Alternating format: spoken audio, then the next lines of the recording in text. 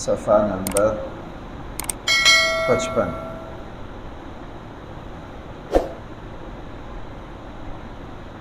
آیت نمبر ہے 65۔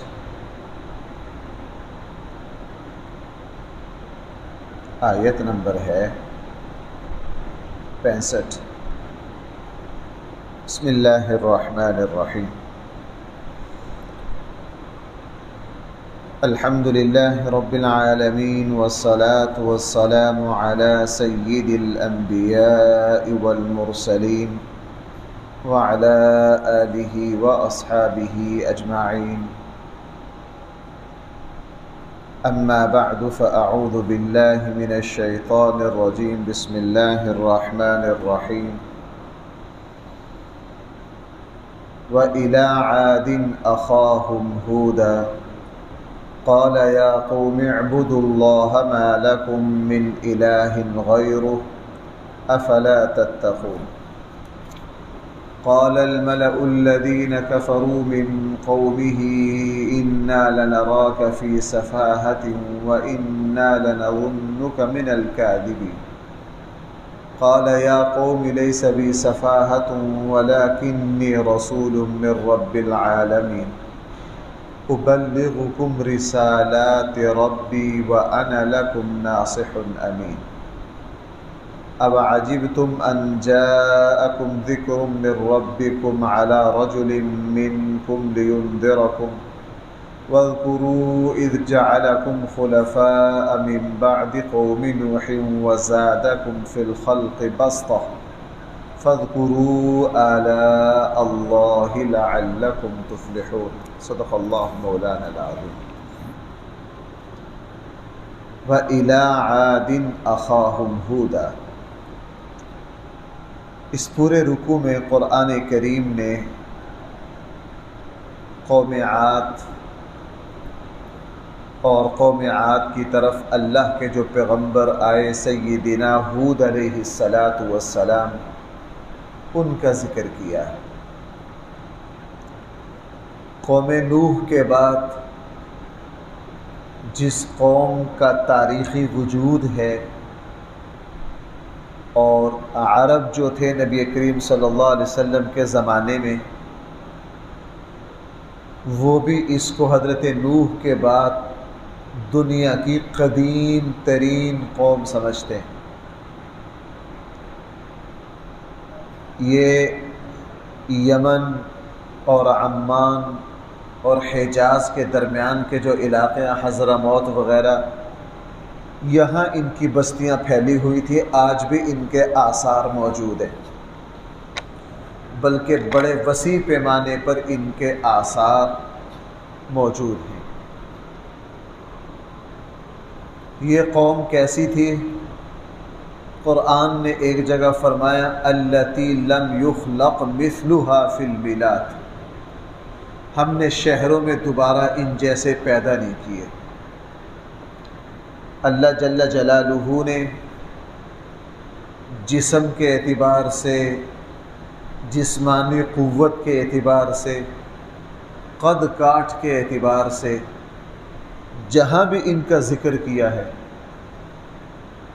پوری قوم کا جہاں ذکر ہے، ساتھ ساتھ ان کی جسمانی قوت کا بھی ذکر ہے۔ اس رکوع میں بھی آگے جا کے فرمایا وَزَادَكُمْ فِي الْبَسْطِ وَزَادَكُمْ فِي الْخَلْقِ بَسْطًا۔ پورے قرآن میں سورۃ الشعراء میں ذکر ہے، وہاں فرمایا وَإِذَا بَطَشْتُمْ بَطَشْتُمْ جَبَّارِينَ، ان کی پکڑ بہت سخت تھی، ان کی گرفت بہت مضبوط تھی۔ سورہ فجر میں فرمایا التی لم یخلق مثلها فی البلاد، ہم نے ان جیسے لوگ شہروں میں پھر پیدا نہیں کیے۔ تاریخی کتابوں میں ان کی قوت کی عجیب عجیب داستانیں، ان کی قوت کی، بڑے بڑے پتھروں کو اٹھا کر ایک جگہ سے دوسری جگہ رکھ دیتے تھے، اور آج بھی انہوں نے پتھروں کے اوپر جو میناکاری کی ہوئی ہے، اس جدید دور میں بھی مشینوں سے بھی وہ میناکاری کرنا آسان نہیں ہے۔ جس بڑے بڑے وجود کے پتھروں کو یہ تراشتے تھے، آج کے جدید اور مشینری دور میں بھی ان کو تراشنا بہت مشکل کام ہے۔ اور اللہ جل جلالہ نے ان کو جسمانی قوت بھی دی، محل وقوع بھی بہت اعلیٰ دیا، وہاں چشمے بھی تھے، اور ان کے گھروں کے سامنے بڑے وسیع صحرا تھے، بڑے خوبصورت۔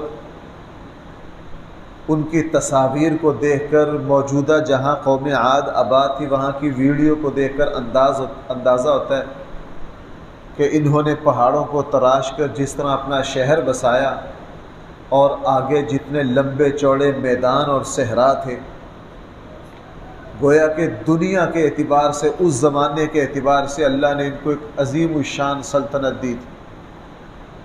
اور انسان کی فطرت یہ ہے کہ جب اس کے اوپر نعمتوں کی بارش ہوتی ہے یہ اپنی اوقات کو بھول جاتا ہے۔ اس کے پاس تھوڑی سی قوت آئی نہیں، یہ خدائی کے دعویٰ تک پہنچا نہیں۔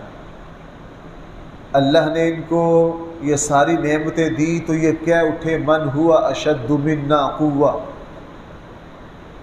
سورہ حامیم سجدہ میں قرآن کریم نے ان کا ایک نعرہ ذکر کیا ہے۔ یہ اکثر کہا کرتے تھے من ہوا اشد منا قوہ، طاقت میں ہم سے زیادہ سخت کون ہے، ہم سے زیادہ طاقتور کون ہو سکتا ہے؟ من ہوا کون ہے، اشد منا قوہ، ہم سے زیادہ طاقت رکھنے والا۔ غرور اور فخر سے یہ کہا کرتے تھے کہ ہم سے بڑی طاقت کسی کے پاس نہیں ہے۔ جیسے سنت اللہ ہے، اللہ کی عادت ہے، جب کوئی بندہ اپنی اوقات بھولتا ہے، خدائی کی سیٹ پر جا بیٹھنے کی کوشش کرتا ہے، اور اس کی زبان سے من ہوا اشد منا قوہ کے نعروں کی صدائیں بلند ہوتی ہیں، تو اللہ جل جلالہ از راہ ہمدردی اور خیرخواہی اس کو سنبھلنے کا، سمجھنے کا موقع دیتے ہیں۔ تو اللہ تعالیٰ نے ان کے پاس اپنے پیغمبر ہود علیہ السلام کو بھیجا جو انہی کی قوم میں سے تھے، اور وہ بھی اسی طرح قد کاٹ کے اور طاقت کے مالک تھے۔ لیکن ہود علیہ السلام نے اس قوم کو سمجھایا، اے میری قوم، تم اس اللہ ہی کی عبادت کرو جس نے تمہیں یہ شان و شوکت دی ہے۔ اس شان و شوکت میں کے غرور میں نہ آؤ، یہ آج ہے کل نہیں، کل ہے تو پرسوں نہیں۔ اور حقیقت یہ ہے کہ یہ دنیا کی طاقتیں انسان کو دھوکہ دیتی ہیں، انسان کو دھوکہ دیتی ہیں، انسان خدائی بولیاں بولنے لگ جاتا ہے۔ حضرت ہود علیہ السلام نے بہت سمجھایا، صرف اس اللہ ہی کی عبادت کرو۔ کیوں؟ جو قوم توحید پر، اللہ کی وحدانیت پر قائم ہو جاتی ہے، پھر اس کے دوسرے معاملات بھی ایسا ایسا سیدھے ہو جاتے ہیں۔ صحیح ایمان، صحیح نظریات انسان کے تمام معاملات کو سیدھا کر دیتے ہیں۔ جیسے ہم نے دیکھا ہے نا کہ یہ جو کاریگر ہیں، راجگیر، دیوار بناتے ہیں، یہ اس کا دیوار سیدھی آ رہی ہے کہ نہیں، کبھی وہ لکڑی کی وہ چپٹی لگا کے چیک کریں گے، اور کبھی وہ ایک ڈوری کو لٹکا کر چیک کریں گے، وہ پیمانہ ٹھیک ہے اس کے مطابق پوری دیوار کو سیدھا کر دیں۔ یہی جو چیز ہے یہی ایمان ہے، یہی اللہ کی ذات پر ایمان ہے، اللہ کی وحدانیت و اللہ کی توحید ہے۔ جس وقت بندہ عقیدہ کے اعتبار سے، نظریہ کے اعتبار سے صحیح ایمان پر آ جاتا ہے، وہ پھر زندگی کے تمام معاملات کو اس کے مطابق سیدھا کر لیتا ہے۔ لیکن اس قوم کو یہ سمجھ نہیں آئی۔ اس قوم نے کہا کہ لو، تین باتیں اس قوم نے کہی۔ پہلی بات تو یہ کہی کہ جناب، باپ دادوں کو ہم جو کچھ کرتا دیکھتے آئے ہیں، تمہارے کہنے پر اس کو چھوڑ دیں، تمہارے کہنے پر اس کو چھوڑ دیں۔ اور انہوں نے بڑا سخت لفظ استعمال کیا، اِنَّا لَنَرَاكَ فِي صَفَاحَةٍ، اے ہود ہمیں تو بے وقوف لگتا ہے۔ تو بناؤز باللہ، ہمیں تو کیا لگتا ہے؟ تو بے وقوف ہے۔ تو بناؤز باللہ، تجھ بے وقوف کے کہنے سے ہم اپنے باپ دادوں کی رسموں کو چھوڑ دیں؟ اور ہر زمانے کے لوگوں نے، بھائی ذرا غور کرنا میری بات پر، ہر قوم نے خود کو عقل مند کہا اور اپنے زمانے کے نبی کو بے وقوف کہا۔ ہر قوم نے اپنے آپ کو کیا کہا؟ ہم سے بڑا سیانہ اور سمجھدار اور عقل مند کوئی نہیں ہے۔ اور ہر نبی اعقل الناس ہوتا ہے۔ اللہ تعالیٰ ہر نبی کو پوری قوم سے زیادہ فہم اور شعور اور عقل دے کر بھیجتے ہیں۔ ان کو وہ کہہ رہے آپ تو بے وقوف ہو، بے وقوف کی بات مانیں۔ حقارت سے پیش آنا، اہل حق کے ساتھ ہمیشہ حقارت۔ آج بھی لوگ بڑے جملے کستے ہیں، کہتے لو جی یہ ابھی نماز روزے کو بیان کر رہے ہیں، دنیا جو ہے وہ چاند پہ پہنچ گئی ہے، یہ ابھی نماز روزے پر ہی لگے ہوئے ہیں، یہ ابھی یہی کچھ کر رہے ہیں، اپنے آپ کو سب سے بڑا عقل مند اور دین کی بات کرنے والے کو بے وقوف۔ کہتے ہیں جناب دنیا چاند پر جا رہی ہے، چاند پر پلاٹ خرید رہی ہے، یہ ملا لوگ ابھی یہی کہہ رہے ہیں کہ جی وضو اس طرح کرنا چاہیے، استنجا اس طرح کرنا چاہیے، نماز اس طرح پڑھنی چاہیے، یہ ابھی یہی پھر رہے ہیں۔ بہرحال نوح علیہ السلام نے اس قوم کو سمجھایا کہ دیکھو تم سے پہلے نوح علیہ السلام کی قوم تھی، تمہیں ان کے عذاب کا پتہ، اللہ نے تمہیں ان کا جانشین اور خلیفہ بنایا ہے، اس کو غنیمت سمجھو۔ دیکھو بھائیو، یہ ایک کی جگہ جو دوسروں کی خلافت آتی ہے، اللہ تعالیٰ اس کا بار بار ذکر کرتے ہیں۔ جیسے ہم سب اپنا بچپنا گزار کر آئے ہیں، ہمارے اختیارات محدود تھے، اللہ جل جلالہ ہر انسان پر ایک موقع لاتے ہیں کہ وہ اپنے معاملات کا 100% اختیار رکھتا ہے، جو چاہے کرے۔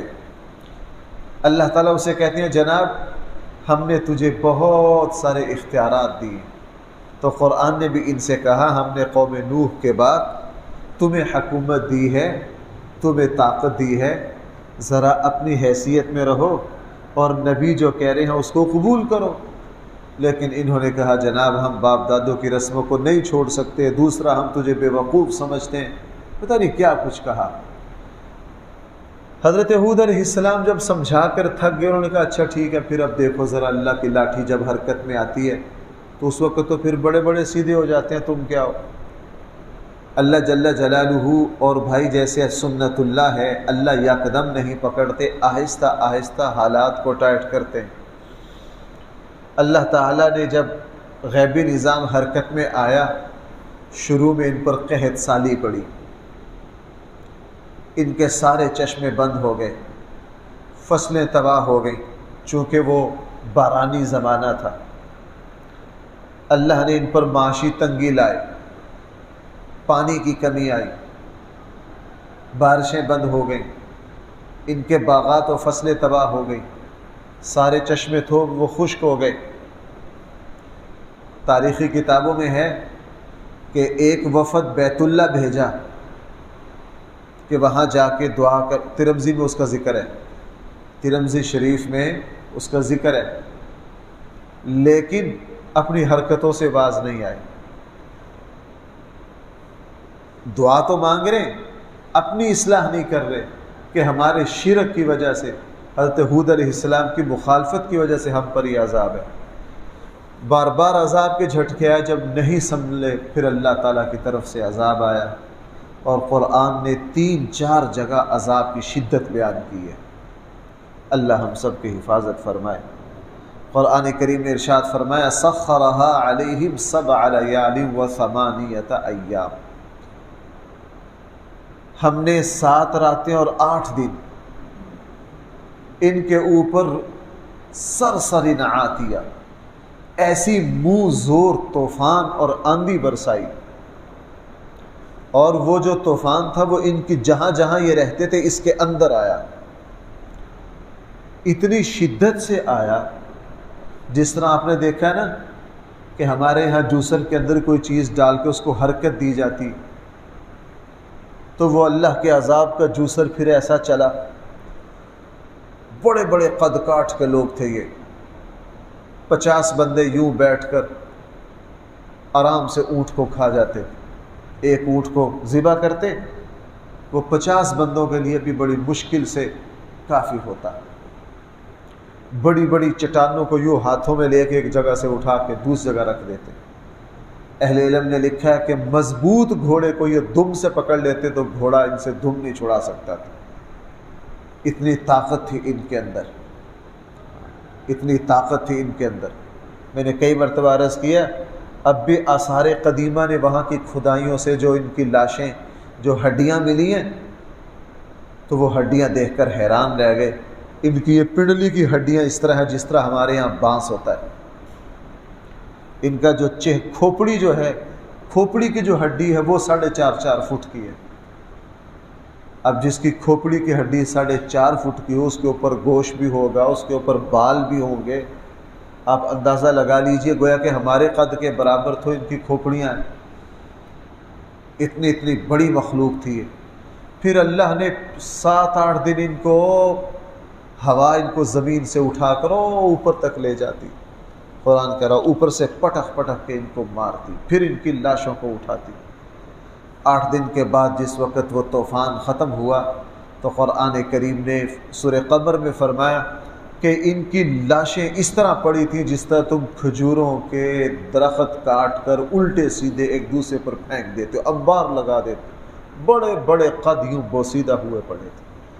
اس لیے قرآن کریم نے ارشاد فرمایا وَإِلَىٰ عَادٍ أَخَاهُمْ هُودًا، ہم نے عاد کی طرف ان کے بھائی ہود علیہ السلام کو بھیجا۔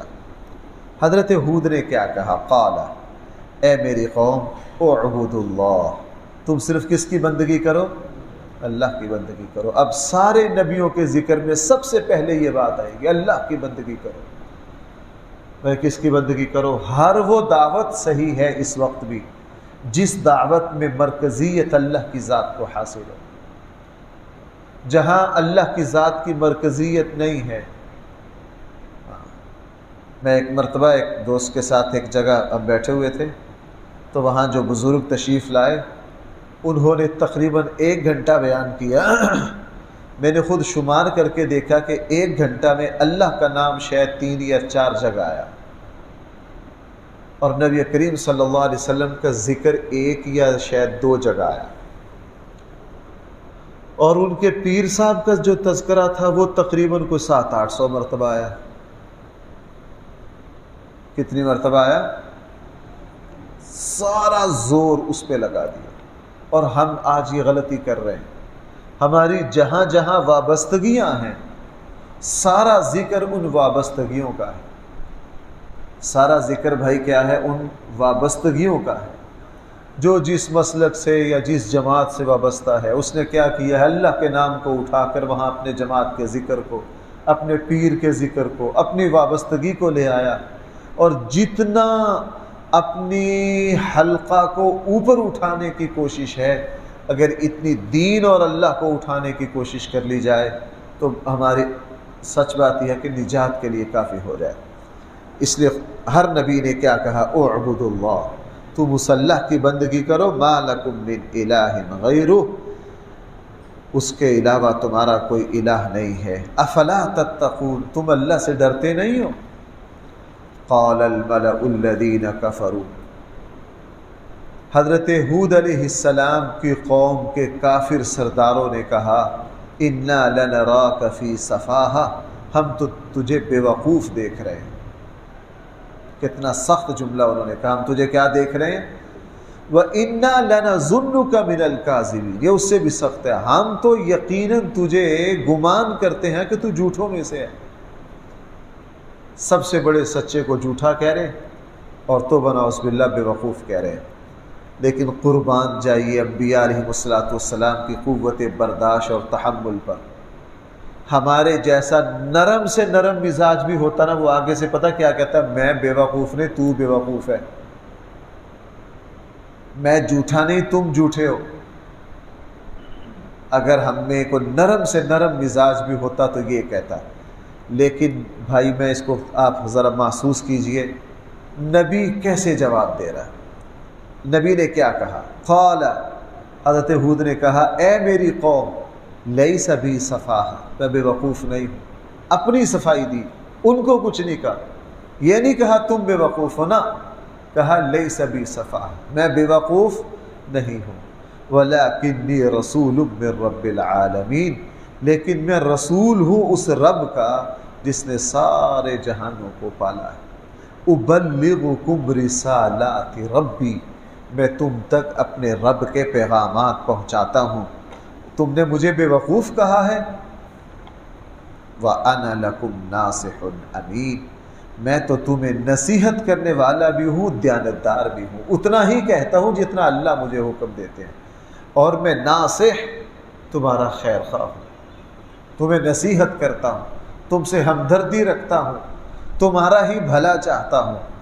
اب عجیب تم اور بھائی حقیقت بھی یہ ہے، کوئی باپ اپنی اولاد کا اتنا خیر خواہ نہیں ہوتا جتنا ہر نبی اپنی امت کا خیر خواہ ہوتا ہے۔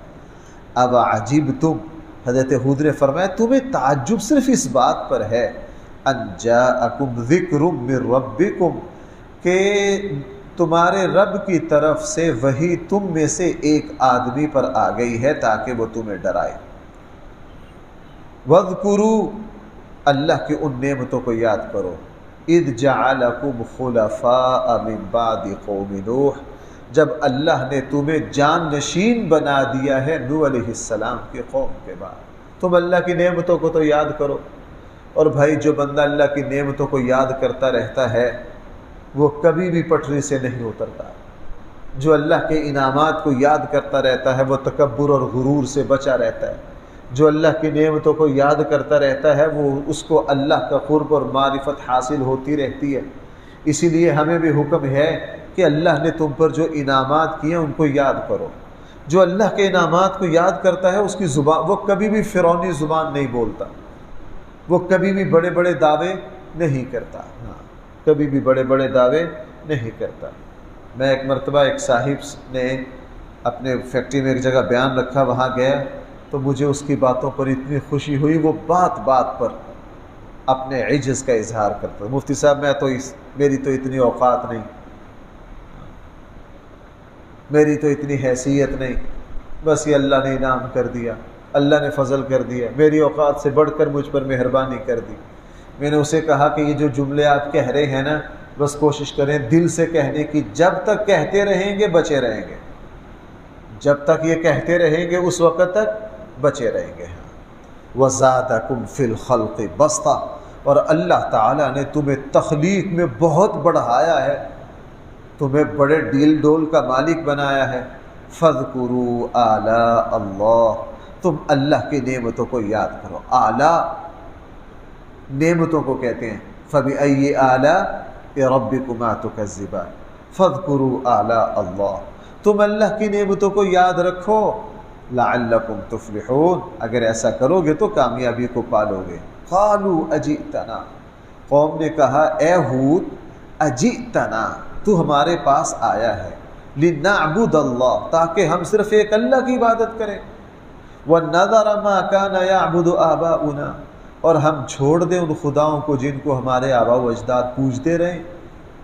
فَأْتِنَا، تو لے آ ہمارے پاس، تَعِدُنَا، وہ عذاب جس کا تو ہم سے وعدہ کر رہا ہے، إِن كُنتَ مِنَ الصَّادِقِينَ، اگر تو سچوں میں سے ہے۔ قَالَ قَدْ وَقَعَ، حضرت ہود نے فرمایا قَدْ وَقَعَ عَلَيْكُمْ، تمہارے اوپر ثابت ہو چکا ہے تمہارے رب کی طرف سے عذاب اور اس کا غضب، پکا ہو گیا ہے، اللہ کا فیصلہ ہو گیا ہے، اب بھی سنبھل جاؤ۔ أَتُجَادِلُونَنِي، تم مجھ سے جھگڑتے ہو، فی اسماء، ان 2 نمبر بتوں کے ناموں پر، سمیتموہا، جو نام تم نے خود رکھ لیے، تمہارے پاس کوئی سند نہیں ہے، انتم، تم نے رکھ لیے، وآباؤکم، اور تمہارے باپ دادوں نے رکھ لیے، ما نزل اللہ بہا من سلطان، اللہ تعالیٰ نے تمہارے ان دعووں پر کوئی دلیل نہیں اتاری، فانتظروا، اب تم بھی انتظار کرو، انی معکم من المنتظرین، میں بھی تمہارے ساتھ انتظار کرنے والوں میں سے۔ فانجیناہ، پھر ہم نے ہود کو بھی نجات دی، والذین معہ، اور اس کے ساتھیوں کو بھی کیا دی؟ بھائی آخری بات ذرا توجہ کرنا میری طرف، آپ سارے حضرات متوجہ ہو جائیں، میں ایک اہم بات آپ کو بتاتا ہوں۔ آپ پورے قرآن میں دیکھیں گے جہاں نبی کا ذکر آتا ہے ساتھ ہر نبی کے صحابہ کا بھی ذکر آتا ہے۔ یہاں 8 رکوع میں آپ دیکھ لو کہیں بھی اکیلے نبی کا ذکر نہیں ہے۔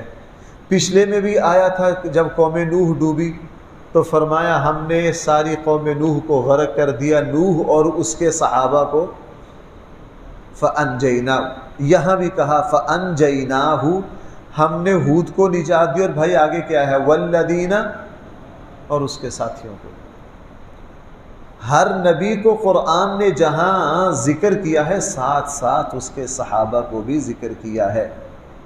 یہی حال ہمارے آقا صلی اللہ علیہ وسلم کا ہے، جہاں ہمارے آقا علیہ السلام کا تذکرہ ہے محمد الرسول اللہ، بھائی آگے کیا ہے والذین معہ اشداء علی الکفار رحماء بینہم۔ اس لیے جو بھی دین دشمن پیدا ہوتا ہے وہ نبی کریم صلی اللہ علیہ وسلم کے صحابہ پر زبان کھولتا ہے۔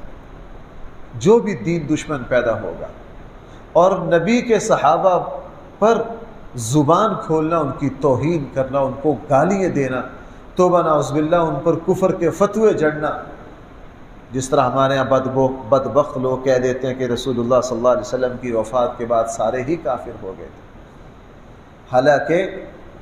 حالانکہ جس طرح نبی اللہ کا انتخاب ہے، سورہ حج کے آخر میں مولانا مودودی صاحب نے ایک جگہ لکھا ہے فَاجْتَبَاهُ،